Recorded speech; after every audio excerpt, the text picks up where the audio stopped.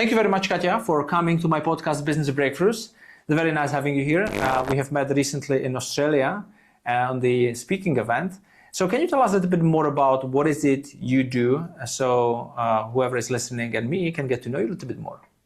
Yeah, I'm a coach and trainer for leaders and change processes. So I help people out in changing things. Yeah. So mostly enterprises, but also when somebody, for example, is in crisis, or I do burnout prevention and things like this. So conflict solution actually is my main topic. I'm living in Munich, in Germany, and I'm very happy to be here with you. Perfect. Thank you very much. So tell me a little bit more about the burnout prevention. How does it work? And then is it happening in the companies? Is it more happening to male, female? It doesn't matter. And then what is it you do with those people and how you get actually in the door even, and how do they know about you that they need you? Yeah. So actually I'm an art therapist. So I have two studies, art therapy and management. And actually, in further days, when I was a leader, I also had problems. Not actually, I wasn't in a burnout, but yeah, let's say stress is one of the main topics that leaders have. And because of that, I just shifted a little bit, and now I help people out to ease stress. And burnout prevention is something where you actually you find out which inner conflicts you have and what is the really reason of the stress, because usually people, when they are in inner conflicts, they just try to put them away, because they say, for example, when they are managers or leaders or also just common people, then they do not want to see it. And this is the first point, that you have to see it, and then you have a look behind the curtain, what is the real reason of it, and then actually you can solve it. So this is a little bit what I'm doing when it concerns about conflicts for just people. And so if, for example, someone is maybe experiencing something like that or being stressed, how do they realize that they are experiencing stress or maybe will be burnout or something like that? What could be the things which they would need to see and notice on themselves to know, like, oh, I need help, I need Katja? How do they know? How do I know? Like, because people are like, it's okay, it's just because I have more work. I don't know. Like, how do people know? Yeah. I think the first problem is that people don't want to see it. So they do not realize that they have a problem, and they really want to do things even faster or better than they do right now. So this is actually the first thing, that if you have a kind of a stress, then you have to see it, and you have to feel it, and also to be aware of it, that stress could also be kind of a motivation thing. Yeah. So also when you do sports, for example, when if you want to do a marathon or whatever, you also have a kind of stress. But the switch between positive stress and negative stress is that it does not help you out anymore to perform, for example. So and a lot of people, for example, when they are at home, this maybe is one of the first signs. When you go home from your job, and then you always talk about the job when you're at home with your wife or your husband, or with your family, and then you cannot close the door between the stress at work and then you have your leisure time at home. So this maybe is the first point where you can see, okay, maybe it's interesting to think about how I can ease stress when I'm at work, for example, and then to have kind of an offboarding, yeah, and then I can also enjoy my leisure time with my family a lot more. So this maybe is one of the first things. But the thing is that burnout is a scale, so it's not like you are in a burnout just like this. So it's kind of a circle, and there are kind of some episodes, and there are a lot of things what you can learn about burnout. And you do not have to be already depressive or at hospital or something like this. So the first small signs, those are the signs which are very important and also very easy to find out. And the first thing I think is when you cannot lose the stress, when you cannot enjoy your leisure time, then maybe you should take a look a little bit. about stressy situations, or whatever is has happened in your job.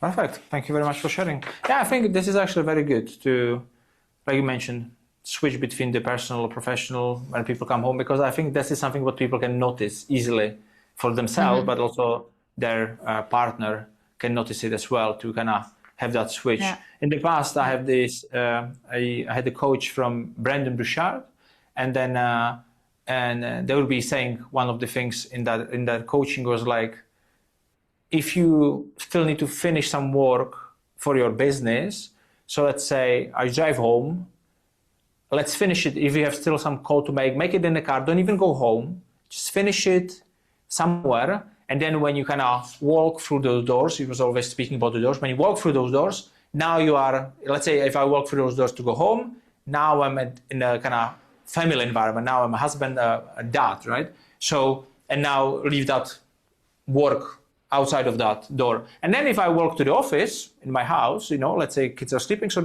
I can go to that mode again, but like not mixing those two, because then it can be, like you said, it can be stressful, because you are always thinking about, what's that client? What's that? What I need to do here? And then you're never gonna rest or relax, which we need as well, right? Yeah. You want to add something? Yeah.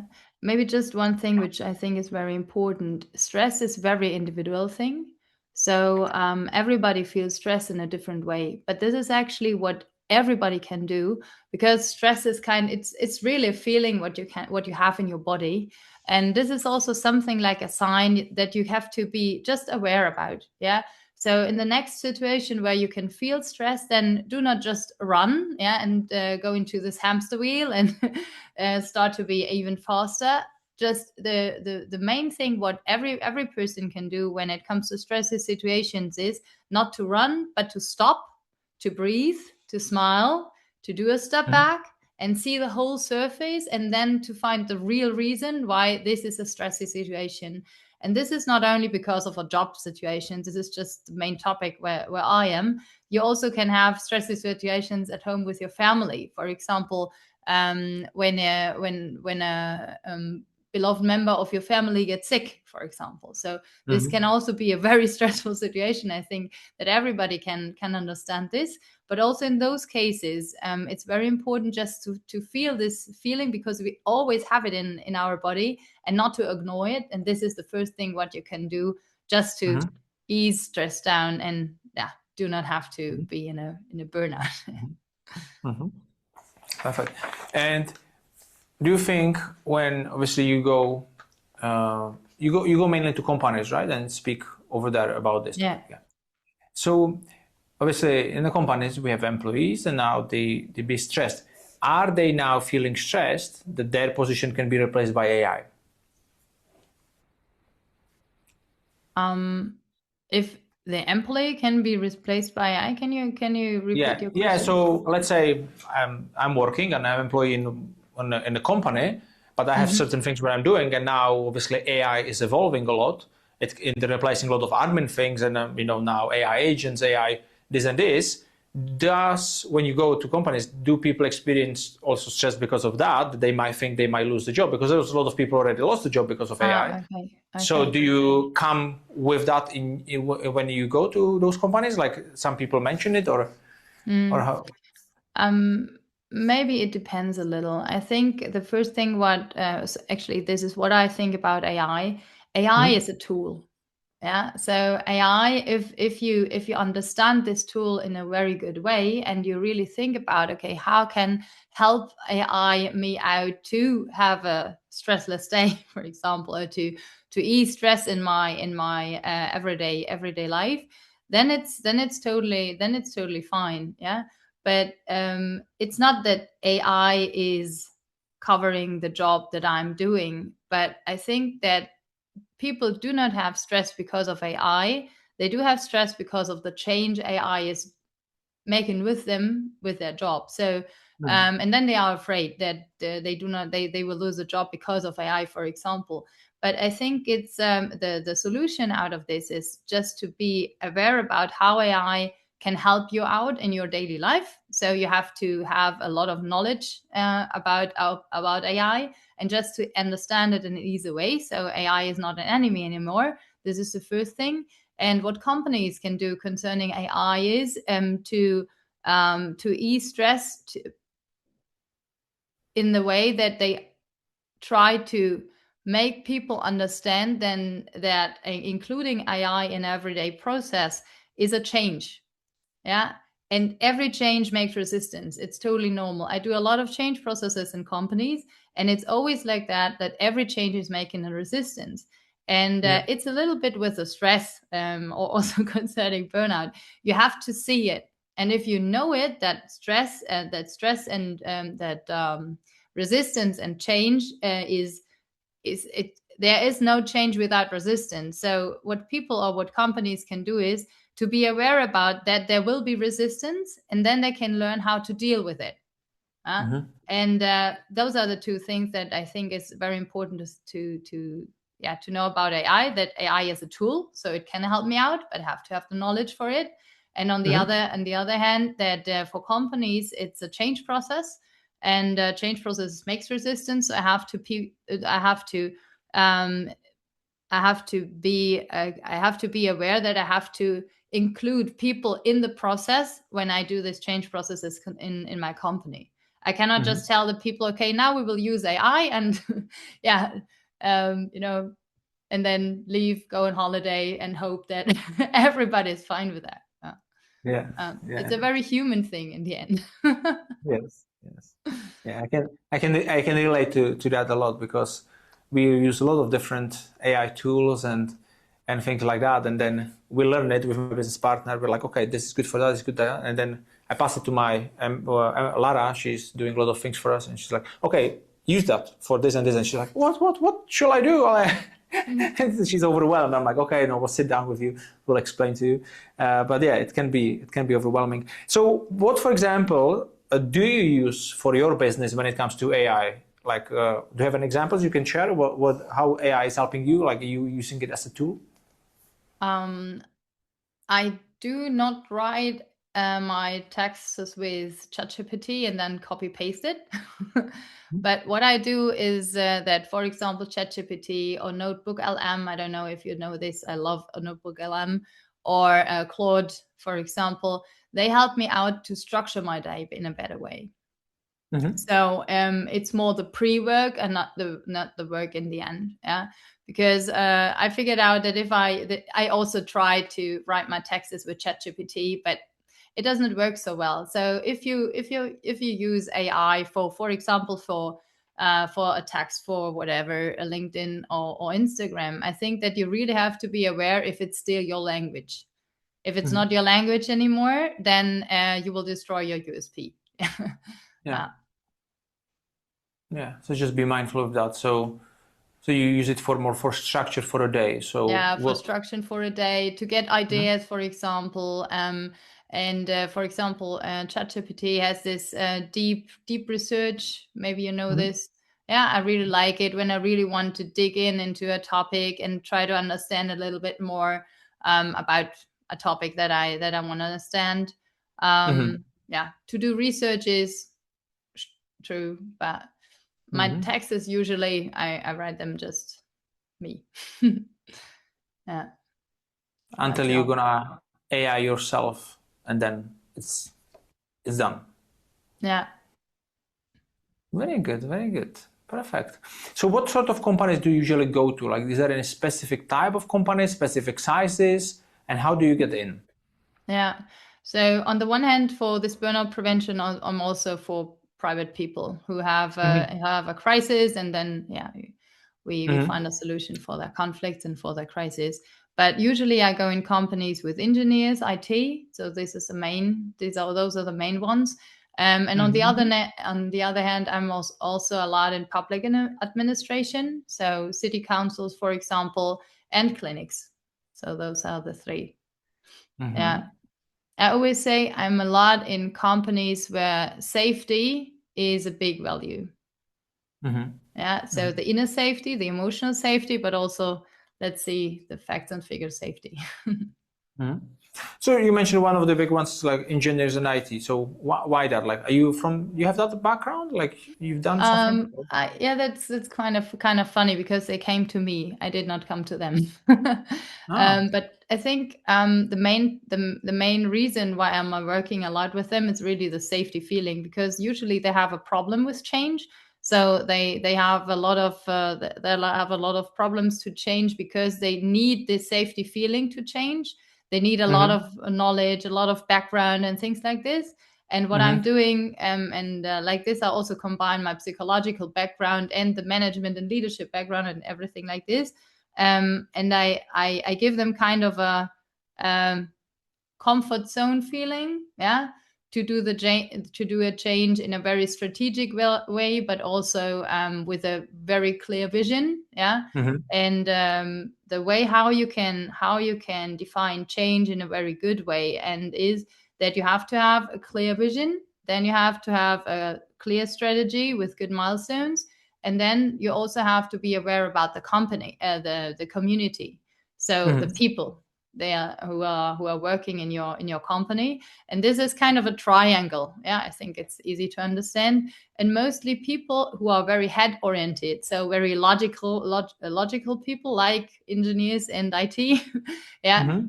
they are not that aware about this community thing. But this is Yeah. actually the reason why change processes do not come to an end. They are not successful because they just forget it.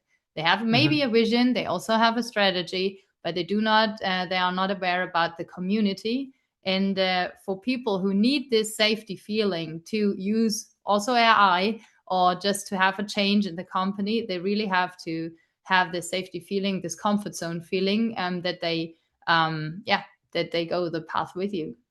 Mm-hmm. Mm-hmm.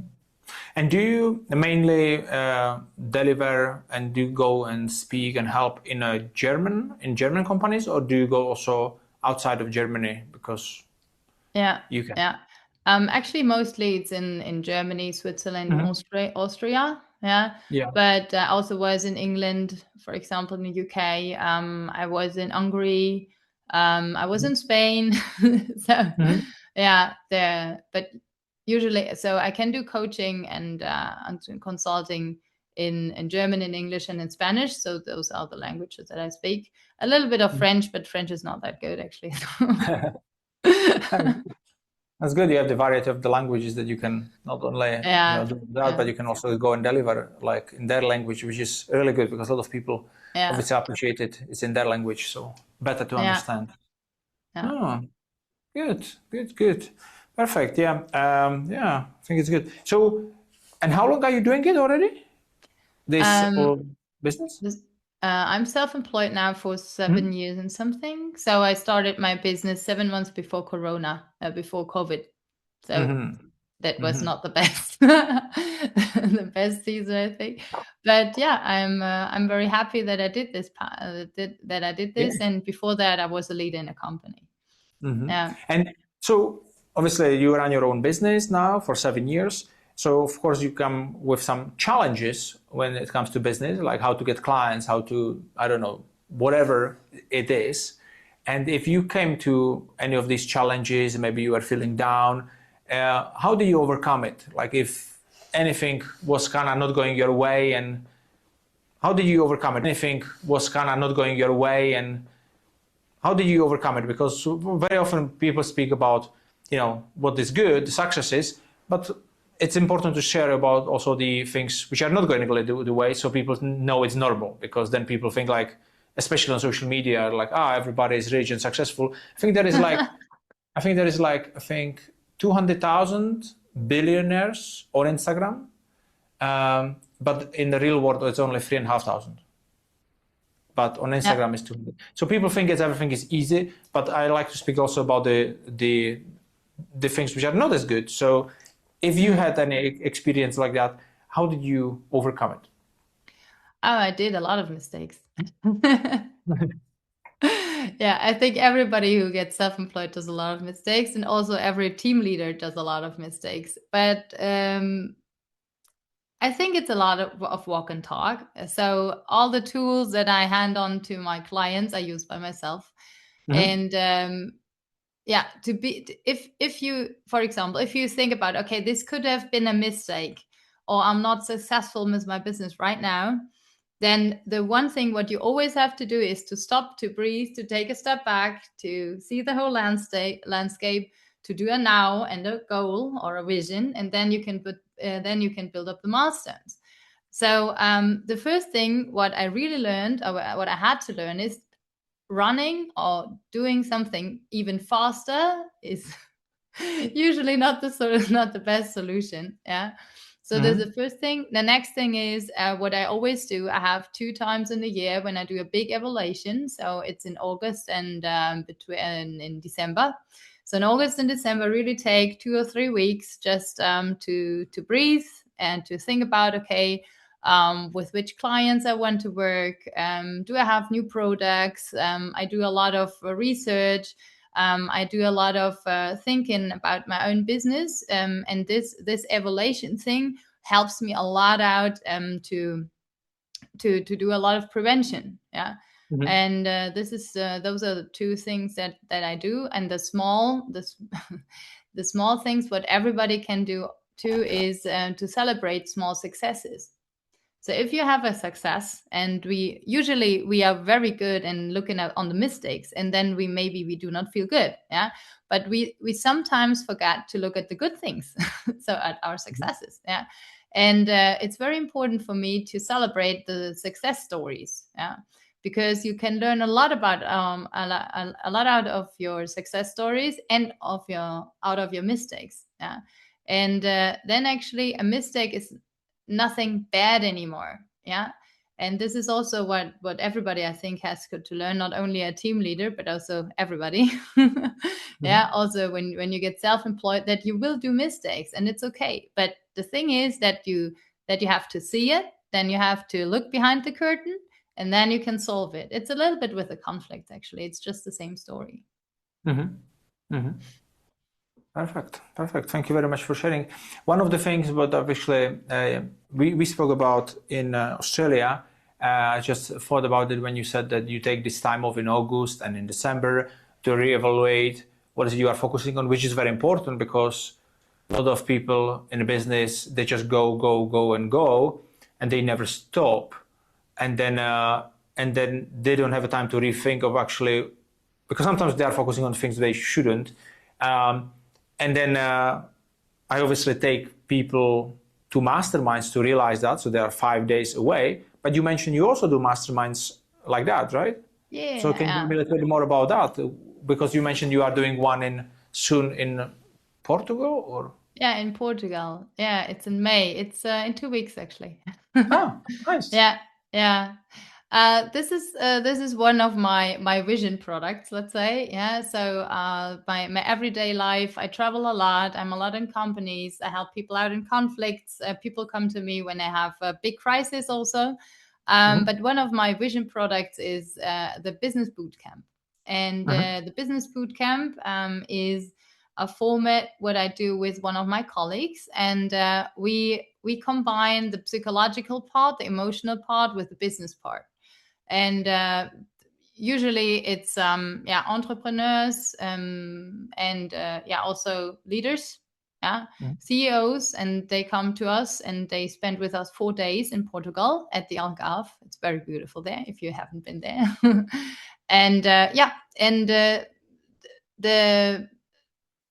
the thing is that people there, they do not have their business around them anymore, so they really can focus on not only on the mistakes, on crisis things, but just on themselves. Yeah. So we do a lot of self-reflection.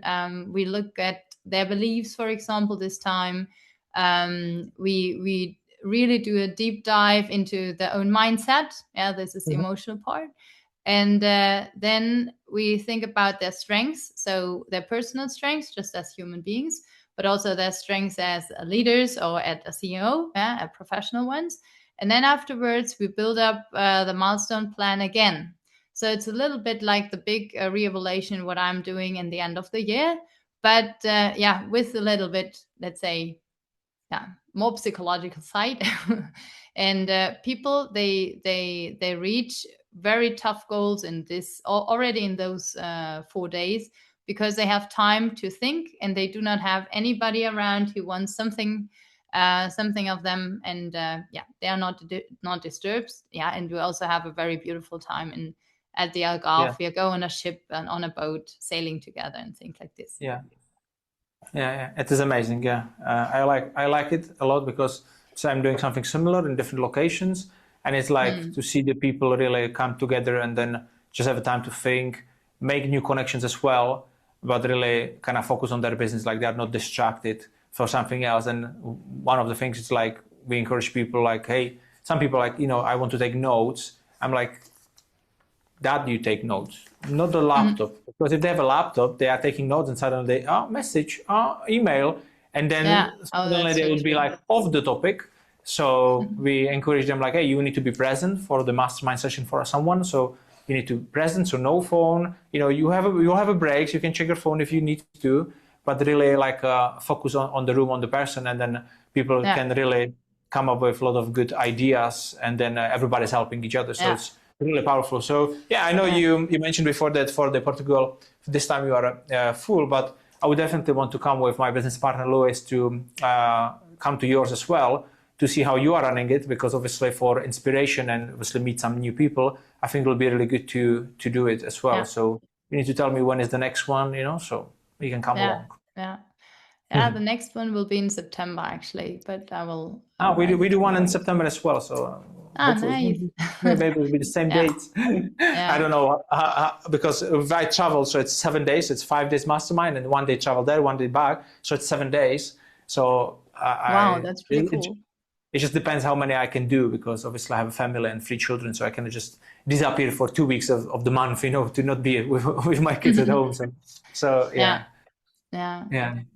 we plan. I think we plan 2 per day, 2 per year. So one always will be in May and one always will be in September. So I will give you the dates. Yeah, good. At the moment we do 4, and if we get more people, we'll probably do more. But we do also the one in winter, so we do skiing. So that was really, really good actually. So the other one will be in Lithuania in January, the skiing edition, because I have a ski instructor. So it's really good because he teaches them and I can ski. Okay. So the people who came in the last time, 80% of them, they never ski. So I'm like, Wow, okay. Yeah, it was fun. Yeah, they were falling and the ski instructor was laughing all the time, making videos of everybody. And I'm like, it's good for marketing. It's a good promotional marketing for the next one. So it's fun. Yeah. That's interesting, because they also learn something from the beginning. This is something what I really realize when people come like CEO, let's say, and they always know already everything, or they think that they know everything, and something to learn how to ski from the beginning.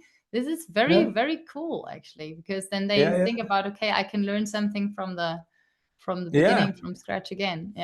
It was actually very interesting because I was learning skiing from Czech Republic like since I was 4. So so I know how to ski. And then the ski instructor was like, okay. And then he was giving them the basic, and I'm like, really? This is how you learn? Like I didn't even know the first steps because my dad told me a little bit differently, but like a very different like a scenario. And then they were kind of learning and they were getting better. We were 3 days skiing. But the biggest thing, which was so much fun, we went after skiing, we went to a spa, and then we had dinner. It was an amazing day, and then we would be getting back to the hotel, which is only 25 minutes drive, but it was snowing like crazy for like 6 hours straight, and then we couldn't get back. We just got stuck. 2 cars from 3 got stuck in the snow, and we had to push to the hill to put the cars on the side, and the only car which has a 4x4 was going there and back. And then it was the 4th day. Then there was the last day, the next day. It took us 2 hours to get to the hotel instead of 25 minutes. And people were exhausted. It was 10 to 8 in the evening. And they were like, okay, so I'll see you tomorrow. I'm like, what do you mean to see you tomorrow? Like, we continue the mastermind right now. See you in the conference room at 8 p.m. in 10 minutes. And it's like, what? I'm like, yeah. I didn't expect that. tomorrow we need to rescue the cars. We have no times for sessions, so see you in 10 minutes. And everybody came. We even wake up to girls which are already sleeping, and everybody came to the room, and they were keep working for another 3 hours from 8 till 11. That's a good thing with those people, huh? Yeah. Yeah, because it's Yeah. like that happens in business. Shit happens, like snow happened. So then you need to deal with it. So, and it was a really good kind of what happens in the real life. It really kind of goes also in the business. So it was a really good example. Yeah, very good, perfect. So, do you have like any like a big vision or something what you want to accomplish in your career or like with your business? Is anything you would like to share about what is it you're kind of aiming to do? I know you mentioned the vision project which you are chatting now, but anything else? Yeah. Yeah, maybe it sounds a bit weird, but I'm pretty sure that I can figure this out. I want to my mission is to make the world a little better, to really make a footprint concerning life quality. So because I'm very convinced if a leader, for example, can lead a team, and if a CEO can lead a change process, then it has got a big impact of the life quality of the people working in this company. And as this actually what I'm doing, so I show people how to lead, and I show people how to do change processes in an easy way, so in a not a stressful way.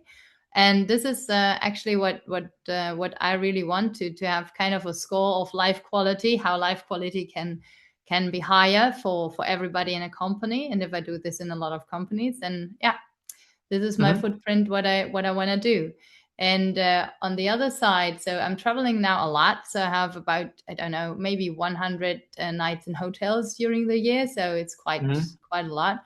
And in about 5 years, I want to get to a place, maybe in Portugal, let's see, or in Mallorca, which would be, and I want to build up kind of a community there, so people come to me, and I want to do more of this business boot camps because they are very, very valuable for the people. Yeah. Yes, So absolutely. those are the two things. Yeah, it's very nice. I like it a lot. Yeah. And so, why do you travel so much? Because you want to travel, you enjoy it, or that's? Yeah. So I do a lot of coaching also online. Yeah, via Zoom, like we do now. Yeah, I really actually the topic of conflict solutions and change. And sometimes also when it comes to people, like team building things, or if there's a conflict in a team, it's much better if I work with people face to face. So it's very tough to do a workshop for team building, for example, online. Yeah, this is very tough. And I really like to travel, so I do not have any problem with that. And because of this, my biggest client is in Hamburg, and I'm in Munich. So there are a lot of cities between Hamburg and Munich. And like this, I do kind of a road trip always. Yeah, but I like it. I really like it to speak and to work with people face to face. Yeah. No, face to face is the best. Yeah, that's the reason why we run those masterminds as well. And I think it's where that's gonna become more and more premium, because a lot of people just do virtual after COVID or during COVID, and now they kind of stick with it. Yes, they can reach more people. I understand that, but then I think because of AI and a lot of things being done on laptops and like that, then people be craving to be socialized with another people, especially around the people they want to be around, the peer group, like the CEOs, or we do take people on the masterminds. So I think that's gonna only become a more and more premium. This is one thing. Like I also, if I could shoot all the podcasts in person, I would, but it's obviously we don't have that kind of a brand. Like if that CEO tells you like, hey, come to my podcast, everybody flies and goes to his podcast because he's just a big brand. If I tell Katja, come to Scotland, let's do half an hour podcast, and we have 200 listeners, you're like, not sure. If I'll tell 2 million listeners, like, yeah, I'll be there. So, but obviously in person is obviously the best. But yeah, there are sometimes we need to use also the virtual things, which I'm not a big fan of, but at least we can connect like that, which normally we wouldn't, and actually exchange some ideas and maybe do some business as well. Yeah. I think it's about that you have to pick out the format consciously. Yeah. So it's also the discussion about home office, yes or no, things like Yeah, this. I think it's really the format. And if you think, okay, can we do the podcast also online, and the quality is kind of the same, then it's totally fine. But yeah, if you need because you have different senses, you have the audio, the audiotive sense, you have the speaking, yeah, so you can listen, you can see, yeah, but the sense which is missing a little bit in video formats is the kinesthetic sense. yeah, Yeah. So, and if it comes to emotions, and if comes to change, to feel about resistance, for example, what I'm doing a lot also for team building, you need this kinesthetic sense to feel the, yeah, yeah, about the people in the room, yeah. And there's so much happening also in the breaks, so in the coffee yeah, breaks and at lunch, yeah, so at lunchtime, so people, or also when you cannot plan something like your like the thing with the snow, right? yeah, Online, this is not possible, yeah, but the learning out of it is so beautiful, and yeah, because of this, I think that it really depends on the format what you want, and some things are very cool. You can do home office in a very good way, but for example, there you need more feedbacks with your team members, yeah, yeah, or you have to be very structured if you want to lead yeah. out of a home office, for example. Yeah, yeah, Yeah. absolutely, absolutely. Yeah, it's like obviously we both speak, so it's like when I go to events, I speak, or I'm on someone else's event and they speak. You can see the engagement in the room. You can see what's going on, and that builds your energy. Yesterday I was on a webinar.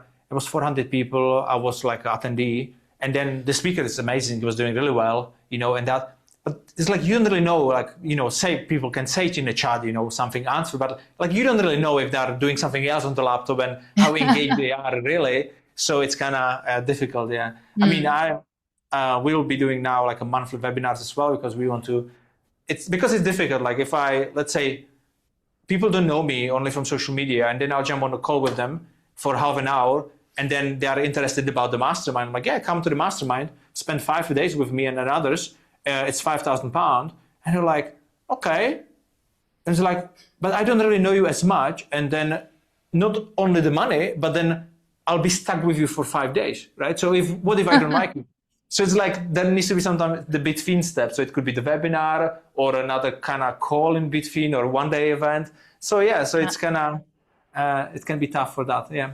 But Yeah. anyway, thank you very much for sharing everything today. It was really good, very valuable. I really like what you are doing. I think there's a lot of things also we have in common with those masterminds and things like that. So really good. So thank you very Thank you. much.